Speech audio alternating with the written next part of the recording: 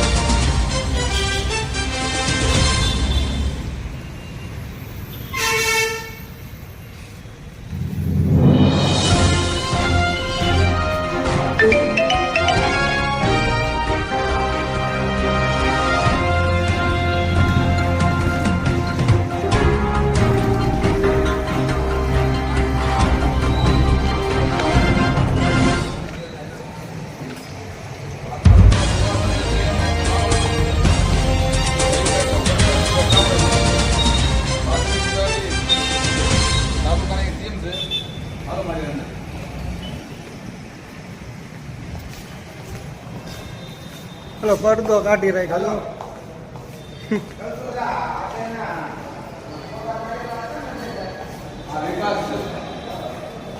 पर्दो काटी राख्यो छ।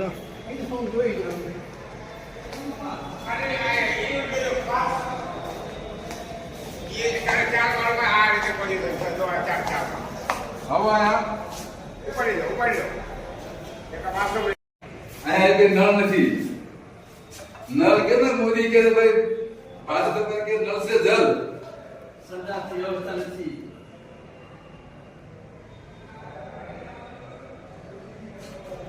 संडास से संडास ની માલમાં પાણી નથી, ચારે બાજુ ગંદકી ભરી પડી છે અને આ કે નલ से जल આ એના નલથી જલ છે। આ જોજો ગંદકી બતાવો એને, આ જોવો આ એનો વિકાસ છે। એટલે ભાજપા સરકાર માત્ર ને માત્ર ટીવી મીડિયામાં આવી અને મોટી મોટી વાતો કરે, બાકી વિકાસ નામની કોઈ વસ્તુ ક્યાં છે નહીં। માત્ર ને માત્ર બિલ બનાવવા અને જનતાના ટેક્સના નાણાં જે રહ્યા એ પોતાના ખીચામાં નાખવા એવું અહીં સાબિત થાય છે। જય ભીમ, જય ભારત, જય સંવિધાન। દુનિયાભરની ગંદકી છે, આ વિકાસની માંગ કરે સરકાર આ બિલ દર મહિને બની જાય અને આના સફાઈના બિલ હર મહિને બને છે। સફાઈ કોન્ટ્રાક્ટરો જે હોય તે બિલ મંજૂર કરતા હોય, જે હોય અધિકારીઓ અહીંયા જોઈને આવો, અહીંયા તમારો ડો રહેવો તો નથી।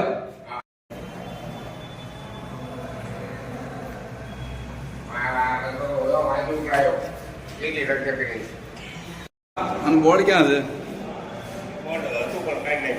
लेडीज टॉयलेट से पूरे पूरी गंदगी भरी है। हमारे अंदर जवाई नहीं पर अंदर पूरे पूरी गंदगी है। एक ની અંદર નળ નથી, બાઈ નહીં આના બાયણા જોજો, બાયણાને મારી પાસે કડિયું નથી અને સેતો બાયણા કોઈ સલામત નથી। આ મહિલાઓના ટોયલેટ છે એટલે આ ભય ભૂખના ભ્રષ્ટાચારથી બનેલી સરકારને શરમ આવી પડે કે તમારા કારસ્તાનના કારણે મહિલાઓ પર પૂરતી નથી। જોવા બધું નકલી ગંદકી કરી ચાલુ જોઈ બધું ગંદકી સિવાય કઈ નથી અને વાતો કરે મોટે મોટે કોઈ નળથી જળ।